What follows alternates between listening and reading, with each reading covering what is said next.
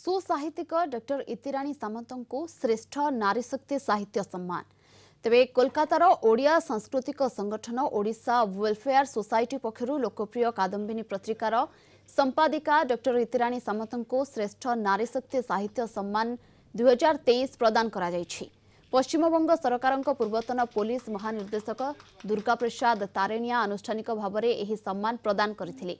निरंजन राउतଙ୍କ सभापतित्व आयोजित सभारे आयकर विभाग वरिष्ठ अधिकारी सुशांत कुमार पंडा, एसआरएफटीआई निर्देशक हिमांशु शेखर खटुआ, प्रतिवेशी साहित्य पत्रिकार संपादक पीतांबर बारिक, दामोदर लेंका, नीलचक्र सभापति कृतिवास महापात्र, संपादक शेषदेव सामल, नेहा राउत, डॉक्टर बीणापाणी देवता, सेतु पत्रिका संपादक प्रशांत नाथ, जगन्नाथ बस्ती उन्नयन समिति संपादक घनश्याम पाढ़ी, जीएसटी विशेषज्ञ देवाशीष दत्त प्रमुख सभारे वक्तव्य रखिथिले। पूर्वतन डीजी श्री तारेनिया कहिथिले जे मानववादी साहित्य सृष्टि क्षेत्र में इति सामंतଙ୍କ अवदान साहित्य जगत पई संपद सृष्टि करिछि।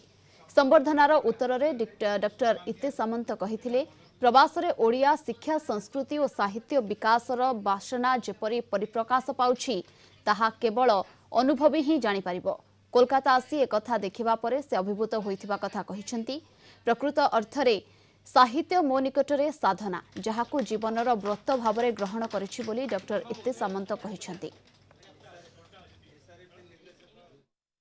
ओडिशा वेलफेयर सोसाइटी तरफरु आज जो मर्यादाजनक नारी शक्ति साहित्य सम्मान जो प्रदान करा जाउची मैडम कादम्बिनी संपादिका इतिराणी सामंत को आम ए जोग देकी गोटे अत्यंत आनंद उपलब्धि कलु। विशाल हृदयर मनीष, विशाल भल पाइबार मनीष आम आगुरी सब देखुलु, किंतु आज पश्चिमबंग आम समस्ते पश्चिमबंग प्रत्येक प्रवासी ओडिया माने बहुत आनंद बहुत खुशी जे आज मैडम को आम पाखर पाइचु। श्रेष्ठ नारी शक्ति साहित्य सम्मान आज इति मैडम को दिया पाखर शुणिलु बहुत आगु देखीचु आम टीवी रे, किंतु एते सुंदर भाव में भावटा आज समस्त आगे से प्रदान कले बहुत गोटे भाव विहल गोटे परिवेश जो चिंता भावना जो कार्यशैली से आहरी उज्जीवित करूँ एवं समाज मंगल एटा को लगी पड़ू से एवं श्रेष्ठ नारी शक्तिर जो उजागरण होची नारी शक्ति डे बाय डे जो डेभलप कररी शीर्ष स्थान में पहुंचू यही जगन्नाथ मंदिर कामना।